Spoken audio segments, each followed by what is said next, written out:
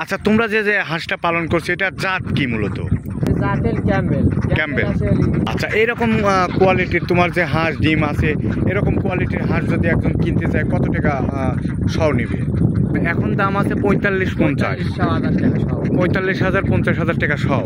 আর যদি আমি এই যে বর্ষা পার হয়, এই মানে বর্ষাটা সিজন আসবে যখন আরো বেশি খাদ্য, বর্ষার পরে তো একটা খাদ্য পাওয়া যায়। ওই খাদ্যটা ধরেন সকলেই লাগতে চায়। হ্যাঁ হ্যাঁ হ্যাঁ, মানে একবারে আর কোনো কিছু কিনেই খাওয়ানো লাগে না, ওই সময়টায় দাম বেশি হবে না? দাম বেশি হবে। খেলাধুলি ধরেন ডিম, হ্যাঁ লাভ। তাতে মোটামুটি তখন প্রায় 60-70 হাজার টাকা সহ হয়ে যায়, এরকম উপরে যায় না? ডিমের প্রাইসও তো অনেক থাকে সে সময়, শীতের দিন থাকে। 1500-2000। মানে তোমরা এবার সর্বোচ্চ গত সিজনে কত টাকা শো বিক্রি করেছো হাঁসের ডিম?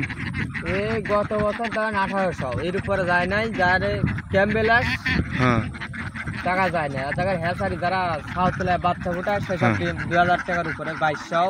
হ্যাঁ হ্যাঁ, মানে যেগুলো বীজ ডিম ওগুলো 2 এর উপরে গেছে, আর যেগুলো এমনি লোকাল সাধারণ 1800, ডিমের সাইজ বুঝে 1800।